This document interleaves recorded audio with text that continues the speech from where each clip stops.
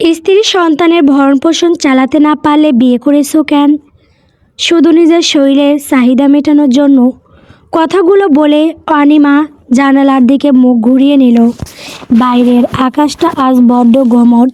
ঠিক অনিমার মনের মতো তার কাঁধ দুটো কেঁপে কেঁপে উঠছে। চাপা কান্নার শব্দে ঘরের বাড়ি বাতাস আরও ভারী হয়ে উঠল। কোলে 3 বছরের ছোট্ট মেয়ে অনু। মায়ের গলার স্বর আর কান্না দেখে সেও ফ্যাল করে তাকিয়ে আছে। অয়ন মেজের দিকে তাকিয়ে স্থবির হয়ে দাঁড়িয়ে রইল, যেন কাঠগড়ায় দাঁড়ানোর কোনো আসামি সে, যার সপক্ষে বলার মতো কোনো যুক্তি অবশিষ্ট নেই। আজ সে পরিস্থিতির কাছে চূর্ণ বিচূর্ণ। চোখের পানি মুছে অনিমা ঘৌরে তাকালো। গলার স্বরটা এবার কিছুটা শান্ত, কিন্তু ভীষণ কঠিন করে বলল, আমার একটা চাকরির কথা হয়েছে। আমি ঠিক করেছি মালিহাকে নিয়ে ওখানেই আমি শিফট হব। আর একটা কথা কান খুলে শুনে রাখো অয়ন, যতদিন তুমি ভালো কিছু না করবে, নিজের পায়ে না দাঁড়াবে, ততদিন আমার সাথে যোগাযোগের কোনো চেষ্টা করবে না। কথাটা শেষ হতে না হতেই অয়ন যেন সম্ভৃত ফিরে পেল। শুতে এসে অনিমার হাত দুটো খোপ করে চেপে ধরল। তার দু চোখে তখন হাহাকার। অনুনয় করে বলতে লাগলো, এমনটা করো না অনিমা, প্লিজ। আর একটা বার, শুধু আর একটা সুযোগ দাও আমাকে। বিশ্বাস করো, আমি চেষ্টা করছি। তোমাকে আর আমার মেয়েটাকে ছাড়া আমি এক মুহূর্ত থাকতে পারবো না। আমাকে এভাবে একা করে দিও না। অনিমা নিজেকে সারিয়ে নিয়ে উঠে দাঁড়ালো। তার চোখে তখন ভালোবাসার মায়া নেই, আছে বেঁচে থাকার ক্লান্তি। সে ধীর কণ্ঠে বলল, অনেক সুযোগ দিয়েছি অয়ন, আর দিতে পারবো না। ভালোবাসা দিয়ে পেট চলে না, বাচ্চার ভবিষ্যৎ গড়ে না। এখন আমাকে বাস্তবতা মানতেই হবে। এই বলে অনিমা আর এক মুহূর্ত দেরি করল না। গুছিয়ে রাখা ব্যাগটা কাঁধে নিয়ে অনুকে কোলে তুলে নিল। দরজার দিকে পা বাড়াতেই সামনে এসে দাঁড়ালেন শাশুড়ি রীতা বেগম। ছেলের ব্যর্থতায় তিনি লজ্জিত, কিন্তু পুত্রবধূর এই কঠিন সিদ্ধান্তে তিনি বাধা দিতে পারলেন না। বরং মমতা মাখানো গলায় বললেন, যেখানেই যাও নিজের খেয়াল রেখো মা। আর আমার সাথে যোগাযোগ করতে ভুলবে না যেন। চিন্তা করবেন না মা, আমি আপনাকে ফোন দেব। অনিমা নিচু স্বরে বলল। রীতা বেগম আচমকা অনিমার হাতের মুঠোয় কিছু টাকা গুঁজে দিলেন। অনিমা চমকে উঠে বলল, এসবের আবার কি দরকার ছিল মা? রীতা বেগম ধমকের সুরে অথচ পরম স্নেহে বললেন, কথা কম, যা বলছি তাই করো। এটা তোমার জন্য না, আমার নাতনিটার জন্য। অনিমার চোখ আবার ঝাপসা হয়ে এলো। সে রীতা বেগমকে শক্ত করে জড়িয়ে ধরল। এ বাড়িতে এই মানুষটাই তাকে মেয়ের মতো আগলে রেখেছিলেন। রীতা বেগম নাতনি অনুকে কোলে নিয়ে গেলে চুমু খেলেন, মাথায় হাত বুলিয়ে বিড়বিড় করে দোয়া পড়ে ফু দিলেন। সবার কাছ থেকে বিদায় নিয়ে অনিমা যখন দরজার চৌকাঠ পেরোলো, তখন বিকেল গড়িয়ে সন্ধ্যা নামছে। পিছনে অয়ন পাথরের মতো দাঁড়িয়ে রইল। তার চোখ দুটো অনিমার চলে যাওয়ার পথের দিকে তাকিয়ে রইল। অনিমা চলে যাওয়ার পর ঘরটা যেন নিস্তব্ধ হয়ে গেল। দরজার দিকে তাকিয়ে অয়ন কিছুক্ষণ সেখানে দাঁড়িয়ে থাকলো। তার মস্তিষ্কে তখনও অনিমার শেষ কথাগুলো প্রতিধ্বনিত হচ্ছে। আত্মা গ্লানি, ক্রোধ আর অপমানে তার ভেতরটা তখন জ্বলছে, কিন্তু নিজের দোষ স্বীকার করার মতো মানসিক শক্তি তার নেই। সে ঘুরল, দেখল মা রীতা বেগম সোফায় বসে আছেন, দৃষ্টি মেঝের দিকে নিবদ্ধ। অয়ন ধীর পায়ে মায়ের সামনে এসে দাঁড়ালো। তার চোখে মুখে তখন এক অদ্ভুত আক্রোশ। সে দাঁত চেপে বলল, তোমার জন্যই মা, শুধু তোমার প্রশ্রয়েই অনিমা আজ এত বড় একটা সিদ্ধান্ত নেওয়ার সাহস পেল। তুমি যদি আজ ওকে টাকা না দিতে, ওভাবে সাহস না জোগাতে, তাহলে ও যাওয়ার কথা চিন্তাও করতে পারতো না। অয়নের কথা শেষ হওয়ার আগেই চটাস করে একটা শব্দ হলো। রীতা বেগম বসা থেকে বিদ্যুৎ গতিতে উঠে দাঁড়িয়েছেন। অয়নের গালটা মুহূর্তের মধ্যেই লাল হয়ে উঠল। সে বিশ্বাসই করতে পারল না মা তাকে গায়ে হাত তুলতে পারেন। গালে হাত দিয়ে সে বিস্ময়ে মায়ের দিকে তাকালো। রীতা বেগমের চোখ দিয়ে যেন আগুন জ্বলছে। তিনি কাঁপছেন রাগে। আঙুল উঁচিয়ে অয়নের দিকে তেড়ে এসে বললেন, লজ্জা করে না তোর? নিজের অক্ষমতা ঢাকতে তুই মায়ের ঘাড়ে দোষ চাপাচ্ছিস। ওই মেয়েটাকে বিয়ে করার পর থেকে একটা দিনের জন্য কি শান্তি দিয়েছিস তুই? বুকের ওপর হাত রেখে বলতো। অয়ন কিছু বলতে চাইল, কিন্তু রীতা বেগম তাকে থামিয়ে দিয়ে বললেন, চুপ, একদম চুপ। তুই কি ভেবেছিস আমি কিছু জানি না? লেখাপড়াটা ঠিক মতো করলি না, বাউন্ডুলে হয়ে ঘুরে বেড়ালি। তোর বাবা দিনের পর দিন মাথার ঘাম পায়ে ফেলে ব্যবসা দাঁড় করিয়েছিলেন। সেই ব্যবসার পুঁজি থেকে তুই বারবার টাকা নিয়েছিস। ছেলের ভবিষ্যৎ হবে ভেবে না করেননি। সব মিলিয়ে কত টাকা নিয়েছিস ব্যবসার করার কথা বলে মনে আছে? কমপক্ষে 15 লাখ টাকার ওপরে। আর তুই সব টাকা বন্ধুদের সঙ্গে আড্ডা মেরে ফুর্তি করে উড়িয়ে দিয়েছিস। উল্টো আরও দেনার দায়ে জড়িত হয়েছিস। রীতা বেগম একটু দম নিলেন। তার গলার স্বর এবার কান্নায় বুঝে এলো, কিন্তু তেজ কমল না। আজ যখন সংসারের হাল ধরার সময়, তখন তুই 15টা টাকাও রোজগার করে এনে দিতে পারিস না।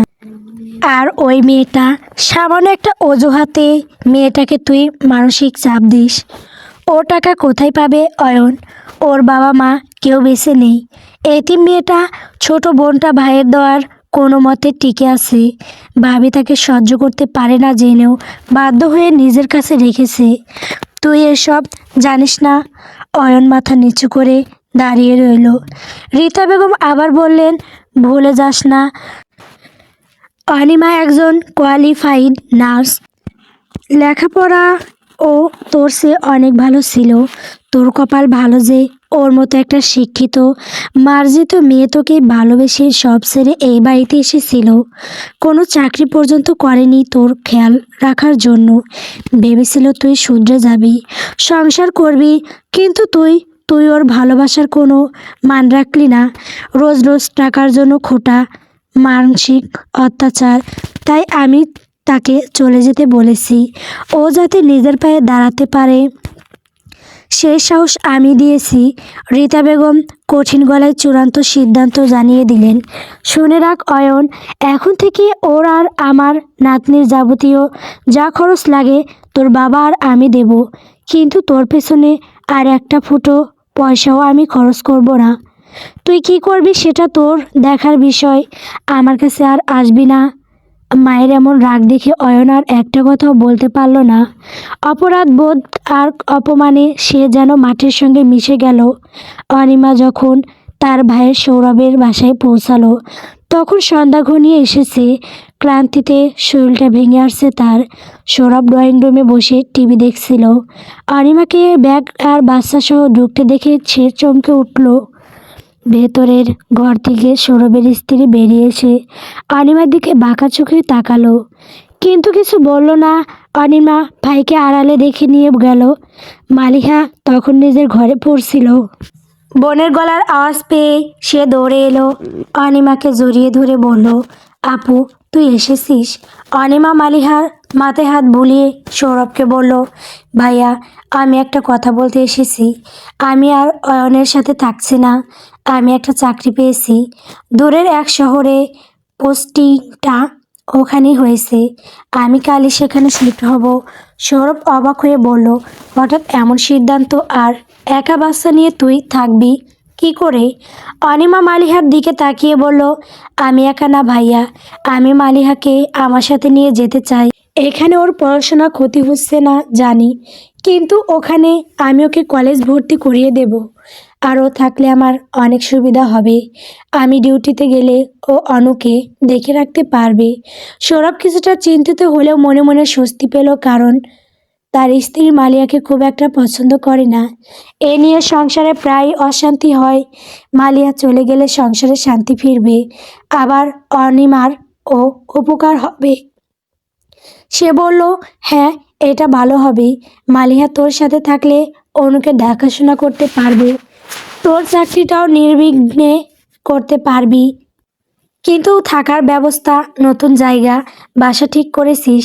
অনিমা আত্মবিশ্বাসের সাথে বলল, হ্যাঁ ভাইয়া, অয়নের এক চাচাতো বোন আছে, সোহানা আপু, উনি ওই এলাকাতেই থাকেন, উনি সব ব্যবস্থা করে দিয়েছেন, বাসা ঠিক করা আছে।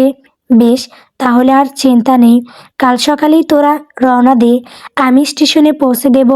মালিহার চোখে মুখে তখন মুক্তির আনন্দ, ভাবির গঞ্জনা সহ্য করতে হবে না, আর বোনের সাথে থাকতে পারবে, এইটাই তার কাছে অনেক বড় পাওয়া। কিন্তু সেখানে কি অপেক্ষা করছে তাদের জন্য, ভালো কিছু নাকি অলৌকিক কিছু? খুব ভোরে অনিমা, মালিহা আর অনুকে নিয়ে রওনা দিল। বাস যখন শহরের কোলাহল ছাড়িয়ে হাইওয়েতে উঠল, তখন সকালের মিঠে রোদ জানালার কাচ ভেদ করে তাদের মুখে পড়ল। অনিমার মনে হলো এই রোদ যেন তার জীবনের নতুন এক অধ্যায়ের সূচনা হতে চলেছে। 7 ঘন্টার দীর্ঘ জার্নি, পথিমধ্যে অনু কয়েকবার কান্না করেও মালিহা তাকে সামনে নিল। জানালার বাইরে দ্রুত সরে যাওয়ার গাছপালা, ফসলের মাঠ আর দূরের গ্রাম দেখতে দেখতে তারা এগিয়ে চলল গন্তব্যে। দুপুর গড়িয়ে বিকেল, বাস যখন গন্তব্যে পৌঁছালো, সূর্য তখন পশ্চিম আকাশে হেলে পড়েছে। শহরটা খুব বেশি বড় নয়, কিন্তু বেশ ছিমছাম আর জাঁকজমকপূর্ণ। বাস স্ট্যান্ডে নামতে দেখলো সোহানা দাঁড়িয়ে আছে। সোহানাকে দেখে অনিমার ধরে পা নিল। সোহানা এগিয়ে এসে হাসি মুখে বলল, আসতে কোনো অসুবিধা হয়নি তো অনিমা? না আপু, জার্নিটা একটু লম্বা ছিল, কিন্তু ঠিকঠাকই এসেছি। সোহানা মালিহার দিকে তাকিয়ে বলল, এটা মালিহা না? কত বড় হয়ে গেছে। মালিহা লাজুক হেসে সালাম দিল, চলো, গাড়ি ঠিক করা আছে, এখান থেকে বাসাটা একটু দূরেই। সোহানা তাড়া দিল। তারা একটা প্রাইভেট কারে উঠল।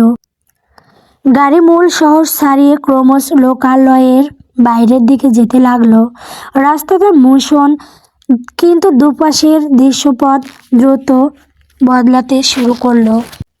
শহরের দালান কোঠা কমে গিয়ে গাছপালার সংখ্যা বাড়তে লাগলো। এক সময় গাড়িটা পিচঢালা পথ ছেড়ে একটা ইটের সলিং করা রাস্তায় নামলো। আরও 15 মিনিট চলার পর গাড়িটা থামলো। সোহানা বলল, আমরা এসে গেছি। গাড়ি থেকে নেমে অনিমা আর মালিহা বিস্ময়ের চারপাশটা দেখলো।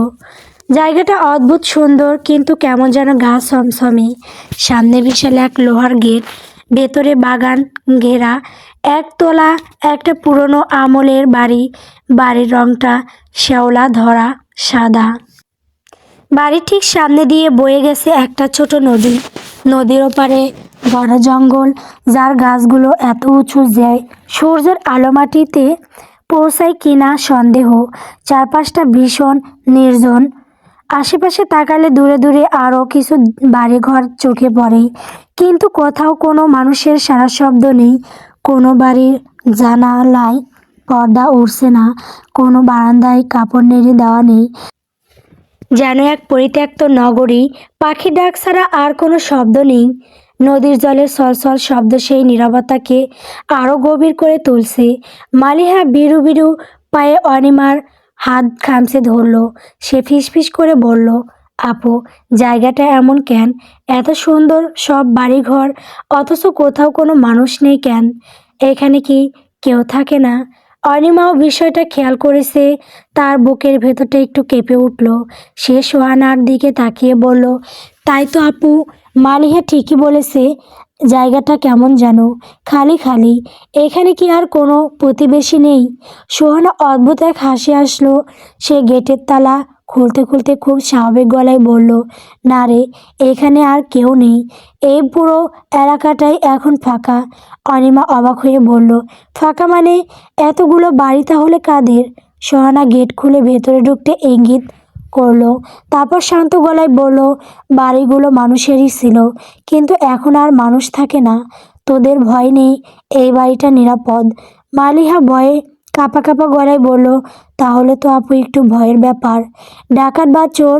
সোহানা মালিহার কথার মাঝখানে থামিয়ে দিয়ে বলল, মানুষের ভয় নেই রে বোকা, এখানে চোর ডাকাত আসার সাহস পায় না। ভয় নেই কোনো বন্য জন্তুরও, বনের পশুরাও এদিকে আসে না। অনিমা আর মালিহা দুজনেই একসঙ্গে সোহানার দিকে তাকালো। বাতাসের শো শো শব্দটা হঠাৎ যেন খুব কানে বাজতে লাগলো। অনিমা ঢোক গিলে জিজ্ঞেস করলো, তাহলে ভয়টা কিসের আপু? সোহানা তাদের দিকে ঘুরে তাকালো। তার চোখের দৃষ্টিতে এক হিমশীতল ভাব। সে নিচু কণ্ঠে স্পষ্ট স্বরে বলল, ভয় শুধু ভূতের। সোহানার কথা শেষ হতেই যেন প্রকৃতির সব শব্দ একযোগে থেমে গেল। নদীর ওপারে ঘন জঙ্গল থেকে এক ঝাপটা ঠান্ডা বাতাস এসে তাদের শরীরে কাঁপন ধরিয়ে দিল। মালিহা ভয়ে অনিমাকে আরো শক্ত করে জড়িয়ে ধরল, আর অনিমা কোলের মেয়েটিকে বুকে চেপে ধরে ফ্যাল ফ্যাল করে তাকিয়ে রইল সেই বাগান ঘেরা একতলা বাড়িটির দিকে, যা এখন তাদের নতুন ঠিকানা। সোহানা ব্যাগ থেকে চাবি বের করে বাড়ি কাঠের দরজাটা খুলল। ক্যাশ ক্যাশ শব্দ করে দরজাটা খুলে যেতেই ভেতরের দৃশ্য দেখে অনিমা আর মালিহা দুজনে হা হয়ে গেল। বাইরে থেকে বাড়িটা যতটা পুরনো আর শ্যাওলা ধরা মনে হয়েছিল, ভেতরটা ঠিক ততটাই জৌলুসপূর্ণ। ভেতরে ঢুকেই বিশাল ড্রয়িং রুম, মেঝেতে দামি কার্পেট বিছানো, সোফাগুলো মুখমলের, ছাদে ঝুলছে পুরোনো দিনের ঝাড়বাতি। ড্রয়িং রুমের সাথে লাগোয়া তিনটা বড় বড় শোবার ঘর, প্রতিটি ঘরের সাথে অ্যাটাচ বাথরুম, আধুনিক ফিটিংসে সাজানো। রান্নাঘরে উঁকি দিয়ে দেখা গেল সেখানেও গ্যাস ওভেন থেকে শুরু করে প্রয়োজনীয় বাসন কোসন সবই আছে। শোবার ঘরগুলোতে বিশাল সব খাট, তাতে বিছানা পাতা, ড্রেসিং টেবিলে আয়নাগুলো ঝকঝক করছে, মনে হচ্ছে যেন কেউ একটু আগেই সব গুছিয়ে রেখে গেছে। অনিমা অবাক হয়ে খাটের গদিতে হাত বুলিয়ে বলল, আপু এইসব কি? খাট, আলমারি, ফার্নিচার সব তো দেখছি একদম দামি আর নতুনের মতো। এসব কি আপনার? সোহানা মুচকি এসে মাথা নাড়ল, বলল, না রে, আমার না, এইসব বাড়িওয়ালার এখানকার নিয়মই এরকম।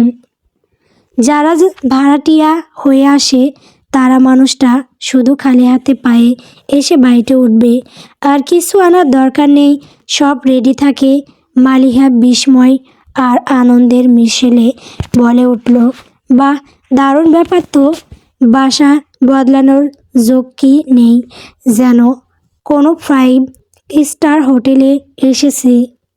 মালিহার উচ্ছ্বাস দেখে সোহানার মুখের হাসিটা মিলিয়ে গেল। সে হঠাৎ খুব গম্ভীর হয়ে গেল।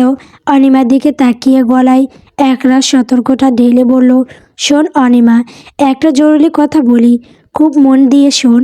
তোর তো নার্সিংয়ের জব, সপ্তাহে 2-3 দিন রাতের ডিউটি পড়বে। যেদিন ডিউটি থাকবে সেদিন অবশ্যই রাত 8টা বাজার আগে বাসা থেকে বের হয়ে যাবি, 1 মিনিটও দেরি করবি না। তারপর মালিহার দিকে ফিরে আঙুল উঁচিয়ে বলল, আর মালিহা তুমি রাত 8টার পর খবরদার বাড়ির বাইরে পা রাখবে না, এমনকি বারান্দাতেও যাবে না। দরজা জানালা সব 8টার আগে বন্ধ করে দেবে। মালিয়া ভয়ে ভয়ে জিজ্ঞেস করলো, কেন আপু, 8টার পর কি হয়? চোর আসে? সোহনা এদিক ওদিক তাকিয়ে গলা খাকি দিয়ে বলল, চোর না রে, কারণ রাত 8টার পর বাড়ির বাইরের জগৎটা আর নিরাপদ থাকে না। তখন সব অশরীররা জেগে ওঠে, এই পুরো এলাকাটা তাদের দখলে চলে যায়। মালিহার মুখটা ভয়ে ফ্যাকাশে হয়ে গেল। সে অনিমার গা ঘেঁষে দাঁড়ালো। অনিমা যদিও আধুনিক মনমানসিকতার মেয়ে, তবুও সোহানার সিরিয়াস ভঙ্গি দেখে সেও একটু ভড়কে গেল। তবে নিজেকে সামনে নিয়ে বলল, আপু, এই যুগে এসেও এসব কী বলছেন? আদৌ কি অশরীরী বলে কিছু আছে? সব তো মানুষের মনের ভুল। সোহানা দীর্ঘশ্বাস ফেলে বলল, আমিও তোর মতোই ভাবতাম অনিমা, বিশ্বাস করতাম না, কিন্তু এখানে থাকার পর থেকে করি। যা দেখার তা নিজের চোখে দেখেছি। যাই হোক, তোদের আমি সতর্ক করলাম, বাকিটা তোদের বিশ্বাস আর হ্যাঁ অনিমা, ডিউটি শেষে ভোর হওয়ার আগে, মানে সূর্যের আলো ফোটার আগে বাসায় ফেরার চেষ্টা করবি না। হাসপাতালে বা স্টেশনে ওয়েট করবি, মনে থাকবে। অনিমা দ্বিধাজড়িত কণ্ঠে বলল, ঠিক আছে আপু, মনে থাকবে। সোহানা আর দেরি করলো না, দ্রুত বিদায় নিয়ে চলে গেল। যেন সন্ধ্যা নামার আগেই সে এই এলাকা ছাড়তে চায়। সোহানা চলে যাওয়ার পর বাড়িটা হঠাৎ বড্ড নিস্তব্ধ মনে হতে লাগলো। মালিহা বেশ ভয় পেয়েছে, তার চোখে মুখে আতঙ্ক।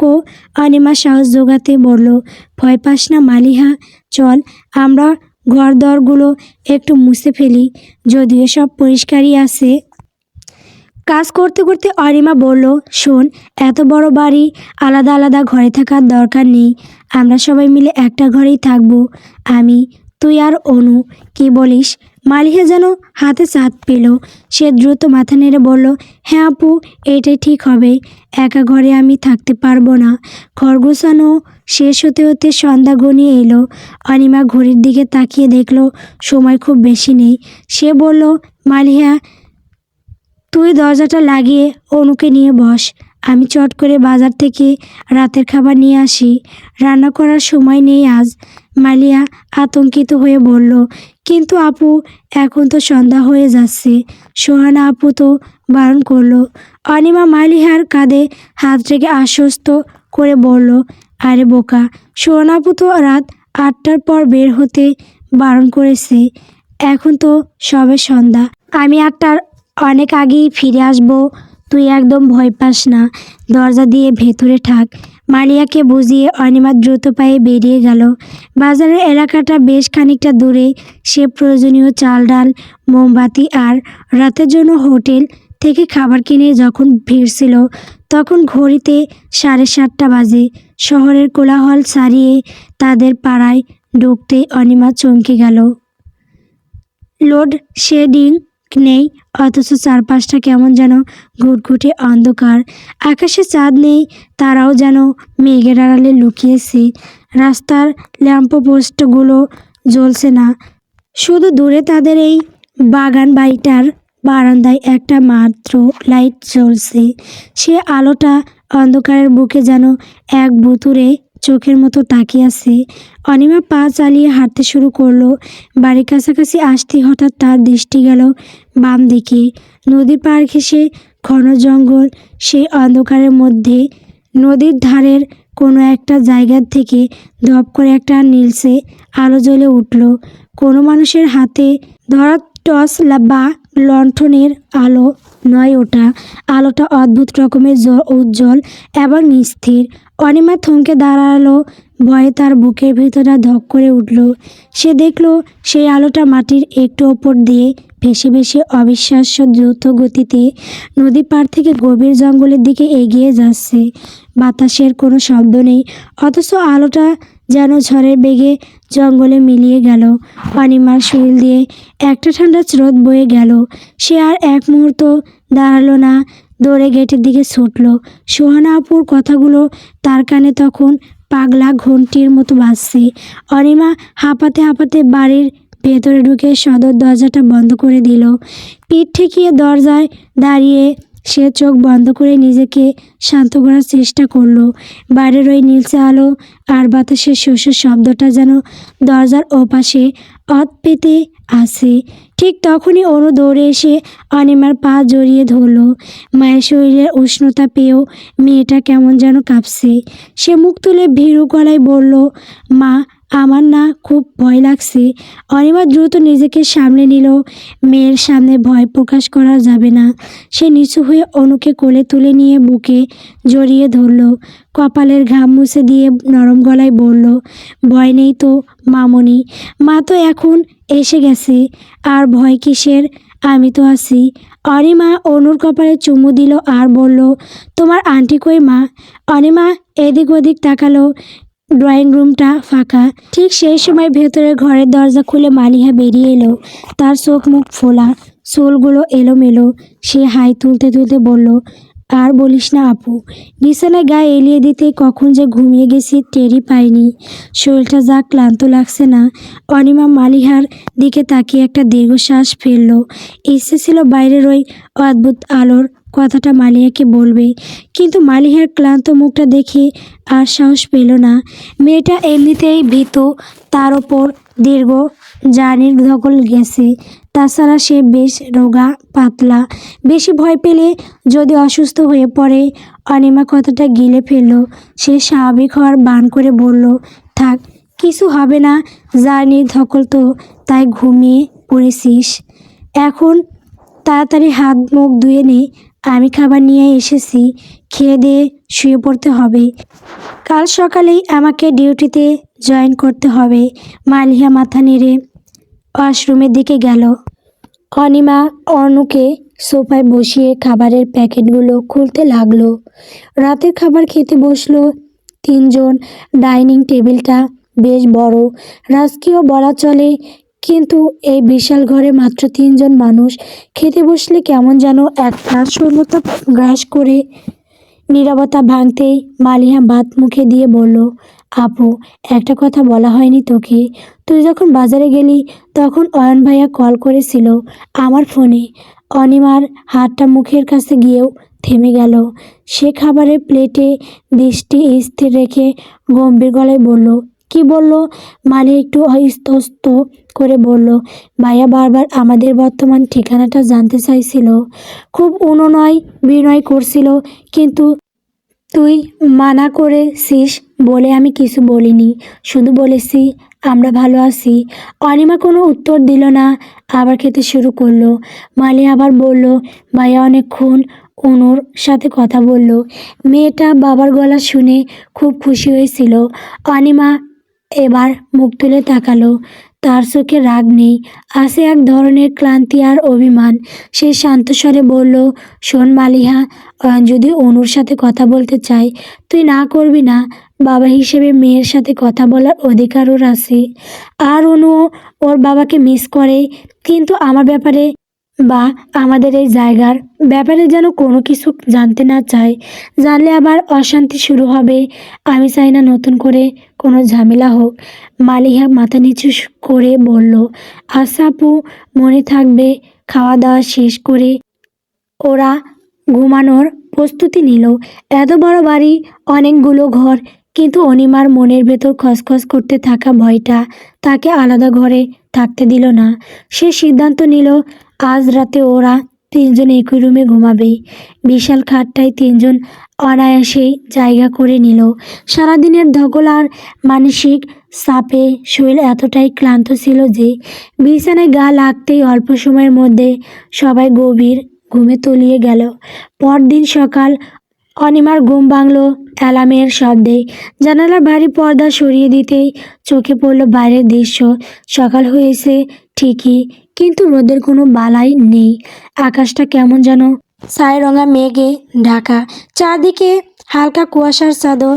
অনিমা দ্রুত হাতে রান্না শেষ করে টিফিন ক্যারিয়ারে নিজের আর মালিহার জন্য খাবার গুছিয়ে নিল। তারপর নার্সের ইউনিফর্মও পরে তৈরি হয়ে নিল। অনু তখনও আদৌ ঘুমে। অনিমা তাকে কোলে নিয়ে আদর করে ঘুম ভাঙালো। তারপর নিজের হাতে খাইয়ে দিতে দিতে বলল, মামনি, মা হাসপাতালে যাচ্ছে, তুমি লক্ষ্মী হয়ে থাকবে কেমন? আন্টিকে একদম বিরক্ত করবে না, আর কোনো কিছু নিয়ে জেদ ধরবে না। অনু বড় বড় চোখে তাকিয়ে বলল, তুমি কখন আসবে মা? বিকেলেই চলে আসবো। আর শোনো, আমি আসার সময় তোমার জন্য অনেকগুলো চকলেট নিয়ে আসবো। ঠিক আছে। চকলেটের কথা শুনে অনুর মুখে হাসি ফুটল। সে মাথা নেড়ে বলল, আচ্ছা আম্মু। মালিহা তখন টেবিলে বসে নাস্তা করছিল। অনিমা ব্যাগ কাঁধে নিয়ে দরজার কাছে গিয়ে বলল, মালিহা, আমি যে বেরোচ্ছি, তুই অনুর খেয়াল রাখিস আর নিজেও ঠিক মতো খাওয়া দাওয়া করিস। দরজাটা ভেতর থেকে ভালো করে লাগিয়ে রাখিস। মালিহা বলল, আচ্ছা আপু, তুই চিন্তা করিস না, সাবধানে যাস। অনিমা চলে যাওয়ার পর বাড়িটা আবার নিস্তব্ধ হয়ে গেল। মালিহা অনুকে নিয়ে কিছুক্ষণ টিভি দেখলো, কিন্তু টিভিতে ভালো কিছু না থাকায় অনু বায়না ধরল বাইরে খেলার জন্য। মালিহা দরজা খুলে বারান্দায় এসে দাঁড়ালো। সোহানা আপু বলেছিল রাত 8টার পর বের না হতে। দিনের বেলা তো আর সমস্যা নেই, তবু বাইরের পরিবেশটা কেমন যেন গমট। এখানে আকাশটা মনে হয় সব সময় এমন মেঘলা থাকে। চারদিকে কেমন যেন একটা বিষণ্ণ কুয়াশা আর অন্ধকারাচ্ছন্ন ভাব। সূর্যের আলো যেন এই জায়গাটাকে ভয় পায়। বাড়ির সামনে ছোট্ট একটা মাঠের মতো জায়গা, সবুজ ঘাসের ছাওয়া। মালিহার অনু সেখানে নেমে এলো। অনু মনের আনন্দে ঘাসের উপর ছুটোছুটি করতে লাগলো। মালিহা বারান্দার সিঁড়িতে বসে তাকে দেখছিল। চারপাশটা এত নির্জন যে নিজের নিঃশ্বাসের শব্দও যেন শোনা যায়। দূরে ঘন জঙ্গলটা দিনের বেলাতেও কেমন যেন রহস্যময় হয়ে দাঁড়িয়ে আছে। খেলতে খেলতে অনু হঠাৎ থেমে গেল। মালিয়া খেয়াল করলো অনু মাঠের শেষ প্রান্তের দিকে তাকিয়ে আছে। মালিয়া কৌতূহলী হয়ে সেদিকে তাকালো। দেখলো দূরে একটা আম গাছের নিচে একটা বাচ্চা ছেলে দাঁড়িয়ে আছে। বয়সটা ঠিক অনুর মতোই হবে, হয়তো বেশি 5 বা 6। পরনে সাদা রঙের একটা গেঞ্জি আর নীল প্যান্ট। কিন্তু অদ্ভুত বিষয় হলো এই ধূসর আবহাওয়াতেও তার হাতে থাকা লাল রঙের বেলুনগুলো খুব উজ্জ্বল দেখাচ্ছে। ছেলেটা এক দৃষ্টিতে অনুর দিকে তাকিয়ে আছে আর হাতের ইশারায় তাকে ডাকছে। তার মুখে কোনো হাসি নেই, শুধু এক পলক তাকিয়ে থাকা। অনু সেটা দেখে খুশি হয়ে গেল। সে মালিহার দিকে তাকিয়ে বলল, আন্টি দেখো, বাবুটা আমাকে ডাকছে, আমি যাই। মালিহা বুকের ভেতরটা হঠাৎ কেঁপে উঠল। এই নির্জন এলাকায়, যেখানে কোনো মানুষের বাতাস নেই বলে সোহান আপু জানিয়েছিল, সেখানে এই বাচ্চা ছেলেটা এলো থেকে। তার মন ডাকলো। অনু দৌড় দেওয়ার উপক্রম করতেই মালিহা ছুটে গিয়ে তার হাত খুব করে টেনে ধরল। না অনু, যেও না আম্মু, অপরিচিত কারোর সাথে জানতে নেই। মালিহা ধমকের সুরে বলল। অনু ঠোঁট উল্টে কাঁদো কাঁদো হয়ে বলল, কিন্তু ও তো আমায় ডাকছে আন্টি, ওর হাতে বেলুন আছে। আমিও খেলবো। অনু নাসরবান্দা, সে যাবেই। সে হাত ছাড়ানোর জন্য মুষ্টামুষ্টি শুরু করলো। উপায় না পেয়ে মালিহা ভাবলো হয়তো পাশের কোনো গ্রাম থেকে পথ ভুলে চলে এসেছে। সে নিজেই সেই বাচ্চাটিকে উদ্দেশ্য করে ডাকলো, এ বাবু, এদিকে এসো তো। ছেলেটি ডাক শুনে নড়ল না, কিছুক্ষণ স্থির হয়ে দাঁড়িয়ে রইল। তারপর খুব ধীর পায়ে তাদের দিকে এগিয়ে আসতে লাগলো। ছেলেটি যত কাছে আসছিল মালিহার অস্বস্তি তত বাড়ছিল। কাছে আসতে মালিহা অবাক হলো। বাচ্চাটির শরীর কেমন যেন ফ্যাকাশে সাদা, রক্তশূন্য মনে হয়। তার চোখের মণিগুলো অস্বাভাবিক রকমের কালো, যেন অতল গহ্বর। মালিহা নিজেকে স্বাভাবিক রাখার চেষ্টা করে জিজ্ঞেস করলো, তোমার নাম কি বাবু? তুমি এখানে একা একা কি করছো? ছেলেটি মালিহার চোখের দিকে তাকালো না, সে তাকিয়ে ছিল অনুর দিকে। তারপর যান্ত্রিক গলায় উত্তর দিল, আরকিন। মালিহা ব্রু কুঁচকে বলল, আরকিন? এটা কি ধরনের নাম? আগে তো শুনিনি। তখন ছেলেটি হাসলো। সে হাসিতে কোনো শিশুর সরলতা নেই, বরং কেমন যেন একটা হাড়মিহিম করা ভাব আছে। মালিহা মেরুদণ্ড বেয়ে একটা ঠান্ডা স্রোত নেমে গেল। সে আরও কিছু জিজ্ঞেস করতে যাবে, ঠিক তখনই তার হাতে থাকা ফোনটা বেজে উঠল। মালিহা চমকে পকেট থেকে ফোন বের করলো। ভাইয়া কল করেছে। সে অনুকে এক হাতে ধরে রেখে ফোনটা রিসিভ করলো। হ্যালো ভাইয়া। হ্যাঁ, আমরা ঠিক আছি। কয়েক সেকেন্ড কথা বলে ফোনটা পকেটে রাখতে মালিহা দেখলো ছেলেটি চলে যাওয়ার জন্য ঘুরে দাঁড়িয়েছে। মালিহা দ্রুত জিজ্ঞেস করলো, আচ্ছা বাবু, তোমার বাসা কোথায়? তোমার বাবা মা কোথায়? ছেলেটি আর ঘরে তাকালো না। সে যেদিক দিয়ে এসেছিল সেদিকে হাঁটতে শুরু করলো। যাওয়ার সময় বাতাসে ভাসিয়ে দিয়ে গেল একটা কথা, আমার যেতে হবে, ওরা ডাকছে। মালিয়া দেখলো ছেলেটি মাঠ পেরিয়ে কুয়াশার দিকে এগিয়ে যাচ্ছে। অদ্ভুত ব্যাপার হলো, সে যত দূরে যাচ্ছে কুয়াশা যেন তাকে চারদিক দিয়ে ঘিরে ধরছে। মনে হলো কুয়াশাগুলো জীবন্ত, তারা পরম আদরে তাকে গ্রাস করে নিচ্ছে। এবং হঠাৎ করেই চোখের পলকে সে আর নেই। লাল বেলুনগুলো বাতাসের সাথে মিলিয়ে গেল। মালিয়া স্তম্ভিত হয়ে দাঁড়িয়ে রইল।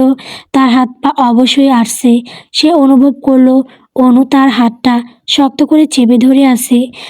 এতক্ষণ যে মেয়েটা খেলার জন্য বায়না করছিল সে এখন একদম চুপ। মালিয়া নিচু হয়ে অনুর দিকে তাকালো। অনুর দৃষ্টি তখনও সেই কুয়াশার দিকে নিবদ্ধ। মালিয়া জিজ্ঞেস করলো, কি হলো অনু, তুমি চুপ কেন? অনু কোনো উত্তর দিল না। সে পাথরের মতো দাঁড়িয়ে রইল। বাতাসের বেগ বাড়ছে, চারপাশটা আরো অন্ধকার হয়ে আসছে। হঠাৎ অনু মুখ তুলে মালিহার দিকে তাকালো। তার ছোট ছোট চোখগুলোতে এক অদ্ভুত ভয়ের ছায়া। সে ফিসফিস করে যেন বড়দের মতো গলায় বলল, আন্টি, ওরা কি খুব খারাপ? মালিহা চমকে উঠল। সে বুঝতে পারল না অনু কাদের কথা বলছে। সে কাপা গলায় জিজ্ঞেস করলো, কারা মা? তুমি কার কথা বলছো? অনু আঙুল দিয়ে সেই কুয়াশাচ্ছন্ন জঙ্গলের দিকে ইশারা করলো, যেখানে একটু আগে আরকিন হারিয়ে গেছে। তারপর বলল, ওই যে ওরা, যারা আরকিনকে নিয়ে গেল, ওরা কি আমাদেরও নিয়ে যাবে? গল্প চোখাটের ওপারেই ছায়া। বন্ধুরা, আমার গল্পটি যদি ভালো লেগে থাকে তাহলে অবশ্যই আমার চ্যানেলটিকে সাবস্ক্রাইব করবেন। ধন্যবাদ।